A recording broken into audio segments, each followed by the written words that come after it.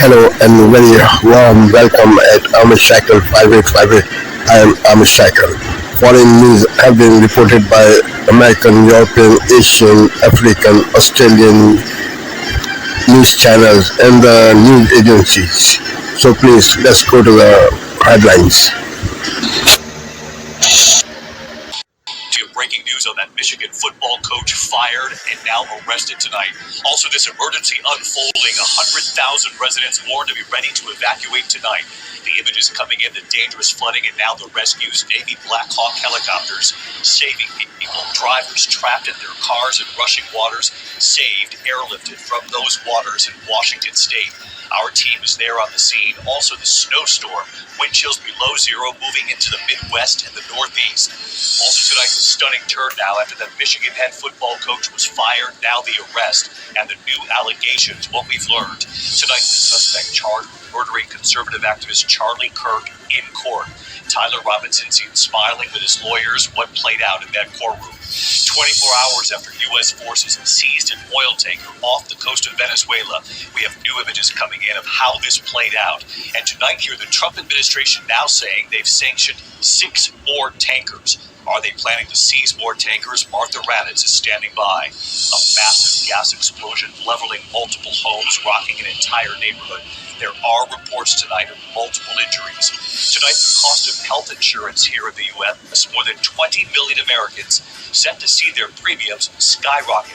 Congress cannot agree on this, and tonight the White House is asked, where is the president's health care plan? In New York City at this hour, a bus has slammed into scaffolding in Midtown Manhattan. Emergency crews on the scene. Tonight, the Pittsburgh Steelers star linebacker T.J. Watt hospitalized. What we've learned. And Christmas, now 2 weeks from tonight, our Made in America, from T-shirts to leather boots to handmade pottery tonight, all made.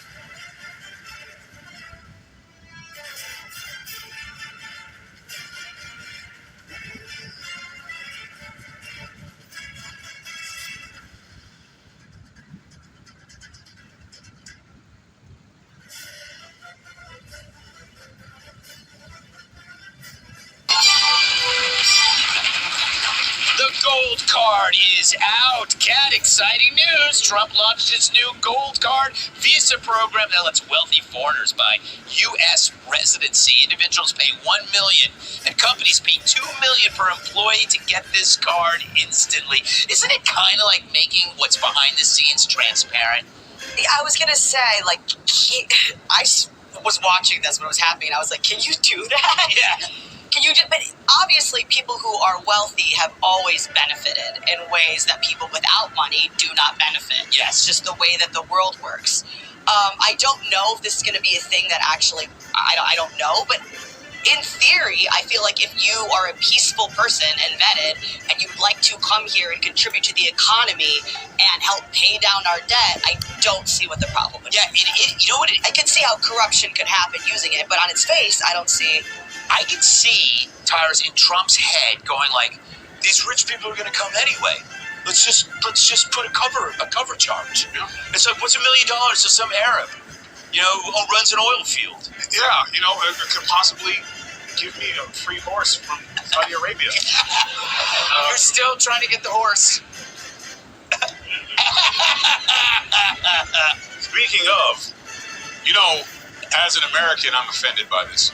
As a black American, I'm furious. Yes. You know I don't like to play that card often, but in this case, it's $1 million on the line, so I'm playing the card. It's like reparations. Yes. Well, you know what? I'm glad you brought it up, Greg.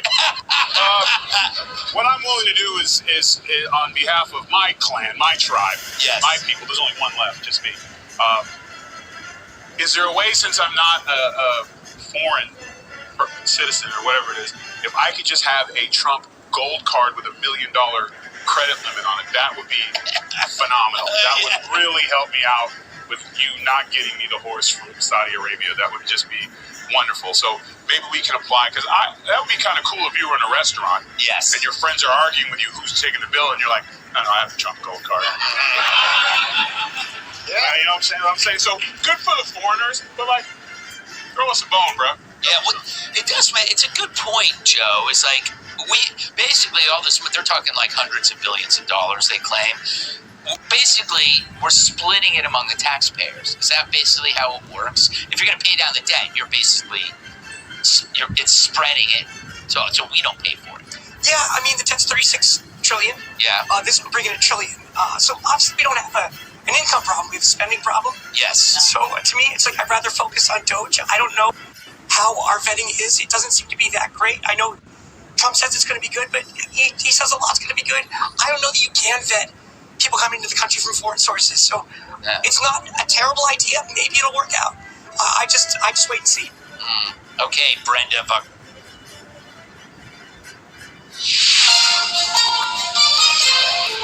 The consequences this Thursday night of BC's Super Soaker. The floods, the fears. It's coming quick and closer to our homes. And what's in the forecast? The power and the heat went out. Hundreds of people trapped in a via train overnight. It's good. At one point, they came around with the drinks tray, but they said the bathroom wasn't working. Sounding the alarm about Russia. And we are already in harm's way. His warning to NATO members. Plus, bypassing transplantation with innovation. This would be a game changer for a lot of patients. The high-tech method this Canadian bioengineer is using to create lung tissue.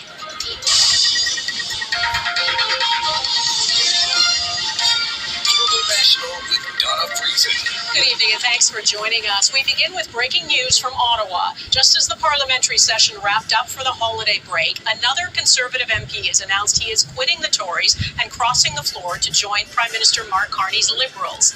Michael Ma, an Ontario MP, put out a statement saying he entered public service to help people and focus on solutions, not on division. And he showed up at the Liberal Christmas party tonight. Mackenzie Gray is following this for us. Mackenzie, this will be a welcome Christmas present for the Liberals. It certainly will be, Donna. I don't know if Mark Carney wrote to Santa this year, but if he did, the only thing he'd want is a majority government, and he is now one seat away from making that happen after Markham Unionville MP Michael Ma has crossed the floor from the Conservatives to the Liberals. And as you mentioned, they brought him out at their Christmas party tonight. Take a listen. Let's give a warm welcome to our newest ever Liberal Party.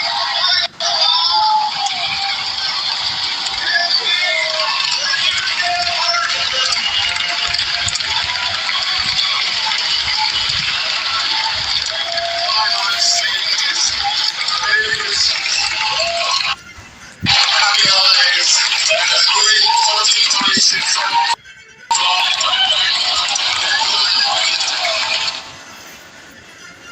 Now, Ma might be with the Liberals tonight, Donna, but he was dancing and taking photos with Pierre Poilievre last night at the Conservative Caucus Christmas party, showing how tight the secret was that Ma was crossing the floor. There were no rumors on the Hill this time, unlike when Chris D'Entremont crossed the floor in early November. But it seems like Carney never gave up on trying a majority he really wants without having to go to the polls. So, Mackenzie, where does this leave the Conservative leader, Pierre Poilievre, as you say, has lost 2 MPs to the Liberals? Yeah, this is for Mr. Poilievre, who wasted no time bashing Ma for leaving the Conservative caucus, saying he chose to endorse the very policies he was elected to oppose, making life expensive for all. The people he loved the most are the ones who elected him for or fight for an affordable future. He will have to answer to them. But it's Poilievre who's going to have to answer to Conservative.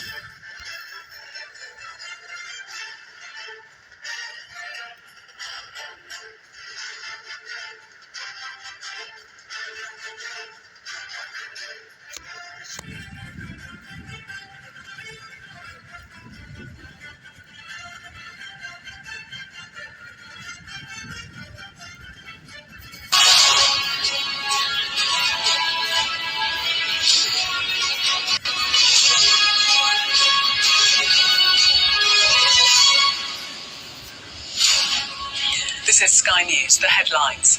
A worst-case scenario, the NHS warns the health service is battling a deepening flu crisis, with hospital cases rising by more than 50% in a week. The United States imposes sanctions on 6 more ships and 3 nephews of Venezuela's president following the seizure of an oil tanker.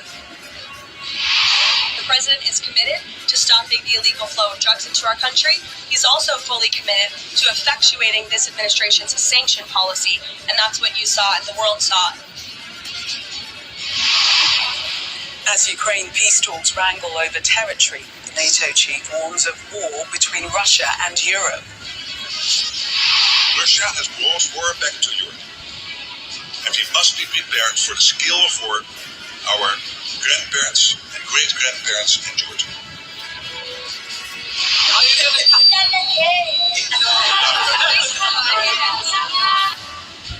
Also ahead, some tough questions for the Queen, who hosted a Christmas tea party for children at Clarence House.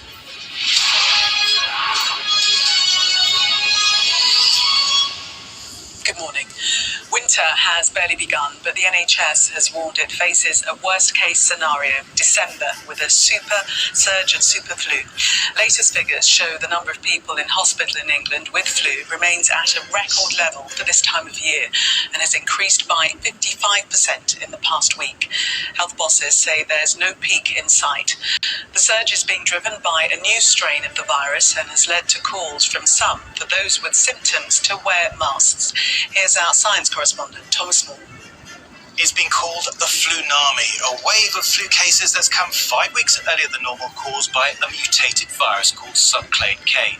The latest NHS statistics show an average of 2,660 beds were occupied by patients with flu each day last week in England, enough to fill 3 big hospitals.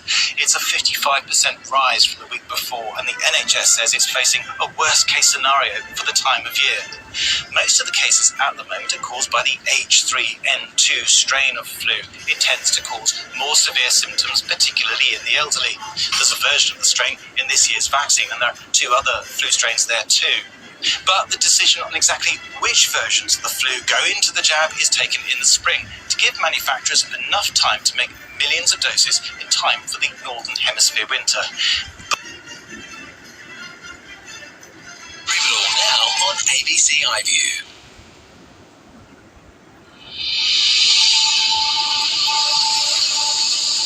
Years behind bars for a man who murdered his colleague in the Canberra Zoo.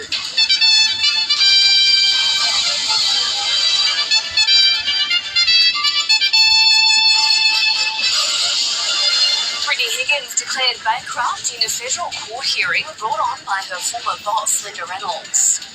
State and Territory health ministers reject the Albanese government's latest public hospitals funding offer, saying it doesn't meet the needs of Australians.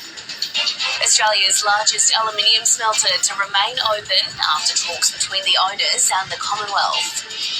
And concerns hot weekend weather in Western Australia could fuel bushfires burning on the outskirts of Perth.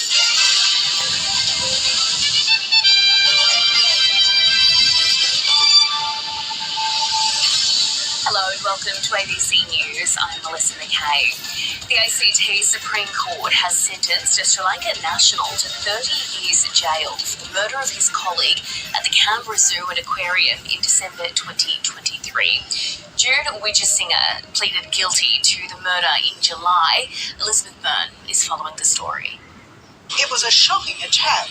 Workmen rushed to help when they heard Shawang Chodhan's screams, but she was locked in a storeroom with her killer. Jude Wijasinger and Miss Chodhan worked in the kitchen of the zoo as chefs. The court heard he developed a pathological infatuation with her that ended in tragedy.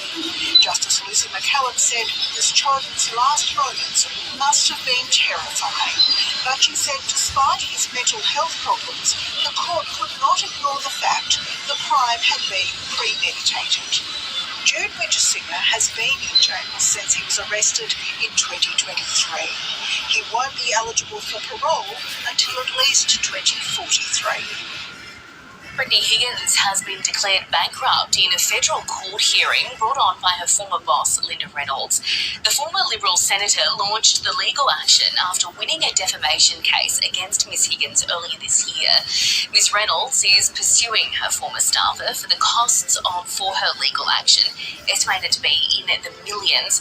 Maya Kordick reports from Perth.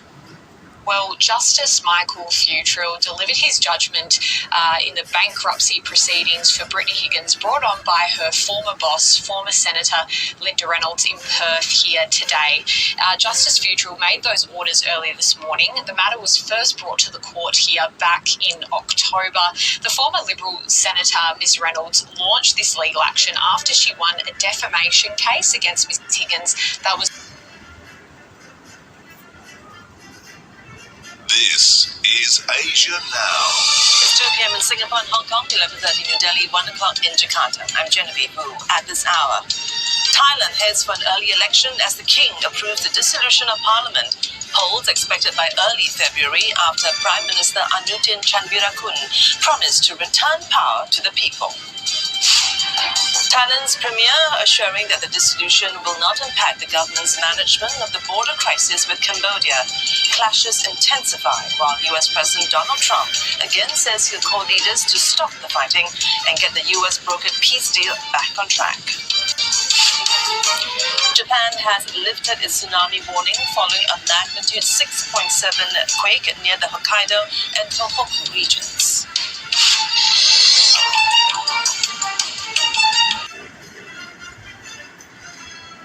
People in Thailand will soon be heading to the polls to choose a new government.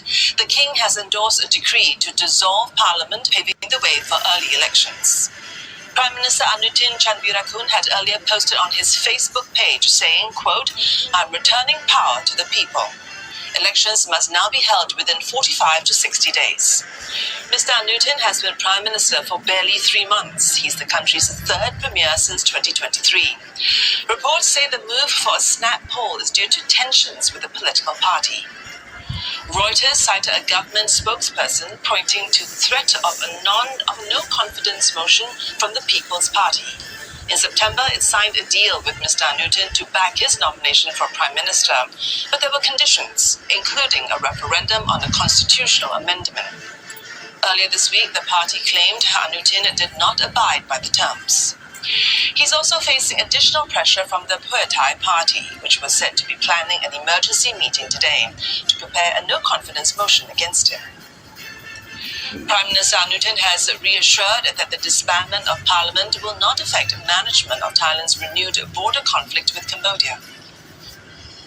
CNA's Saksit Sayasombat tells us about the possible dates for the election and the political direction it could set for Thailand.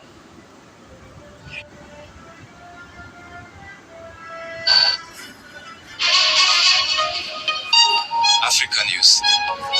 The news. Thousands of new Congolese refugees have been arriving in Burundi in the past days. They are escaping fighting between M23 rebels and the armed forces of the DRC and their allies in South Kivu. Between December 5th and 11th, the United Nations Refugee Agency recorded 40,000 new arrivals of Congolese people in Burundi. Kufika mahali hapa havikuwa vitu rahisi hapo, tumekimbia milipuko ya mabomu, masasi mengi. Getting here was difficult. We went through heavy shelling and bullets, and I personally lost my younger brother who was killed by a bomb. That's when we realized how bad things had become, and we decided to cross the Ruzizi River to reach this place. Stripped of everything, refugees said they went through hell before reaching Burundi. The ones on the other side of the border, living conditions in the transit sites are dire. We lack water, toilets, and things like tents. Life is very difficult for a refugee.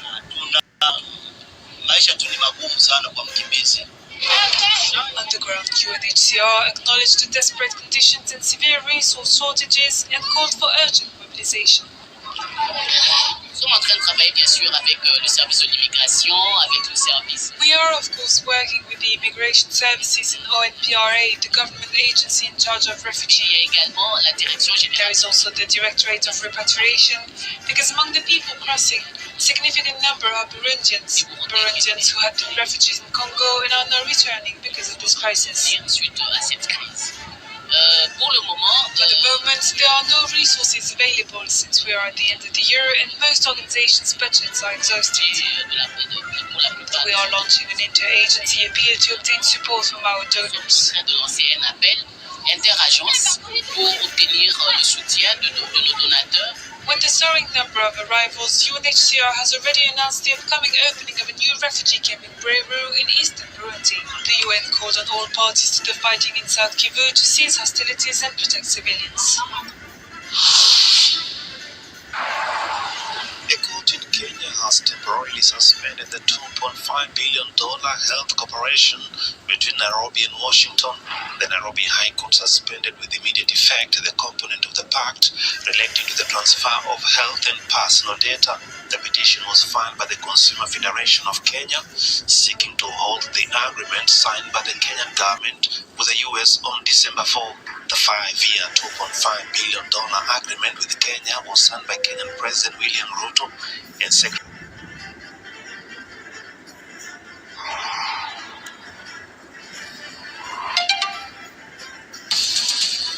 This is DW News live from Berlin. Ukraine's President Volodymyr Zelensky names the two big unresolved issues in the latest U.S. push for peace. He says control of Donetsk and the Zaporizhzhia nuclear plant are the main sticking points. The White House says U.S. President Donald Trump is extremely frustrated about the lack of a deal. Also coming up, Thailand's Prime Minister dissolves parliament, paving the way for fresh elections. The move comes amid ongoing border violence with Cambodia. Hundreds, thousands of people have been displaced on both sides. And Venezuela's Nobel Prize winning opposition leader Maria Corina Machado praises U.S. military action, calling it decisive in weakening the Maduro regime.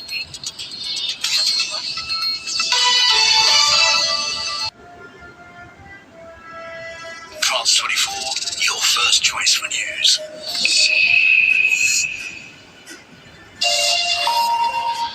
Welcome back to Daybreak on France 24. Here are the headlines. Ukraine says the US is still demanding it concede major amounts of territory to Russia, with the White House frustrated by a lack of progress. Gulliver Cragg is standing by for us in Kyiv. Thailand's Prime Minister dissolves parliament, setting the stage for a change of government as a conflict with Cambodia gets worse. And the US heaps pressure on Venezuela, threatening action on land after seizing a tanker transporting sanctioned oil. And coming up for you in the press review, celebrations for the French gaming community as indie title Clair Obscur cleans up at the Game Awards.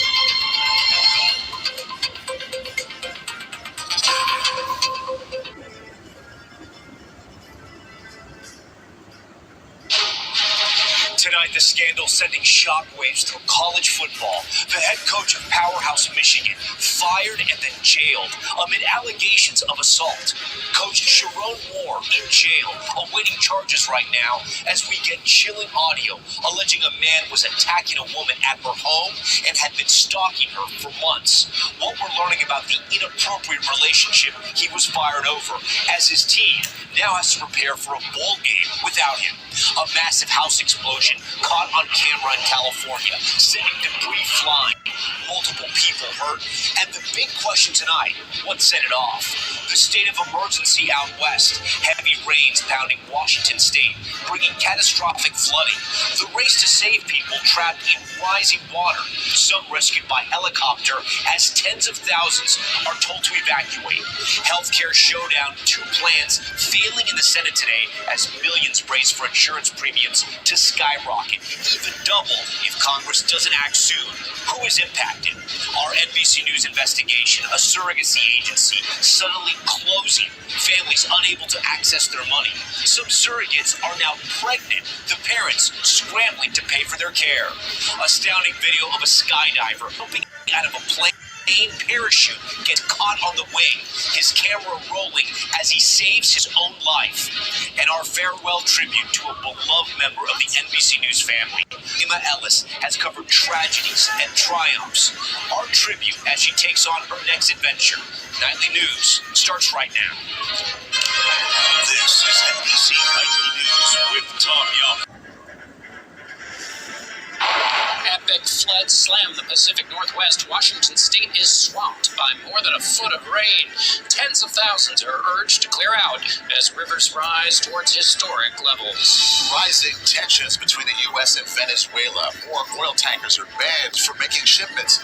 What is President Trump's endgame? He loved excellence. Erica Kirk addresses some of her late husband's most controversial statements. I want to read a few that have captured the most attention, especially on the political left, okay? Yep. Terror at 15,000 feet. A skydiver's parachute gets snagged on the plane. Did he make it out alive?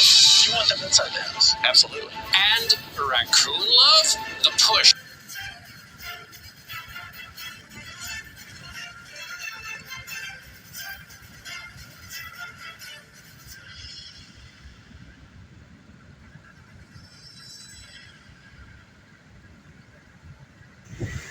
Thank you for watching Amish Shakil 5858. I am Amish Shakil.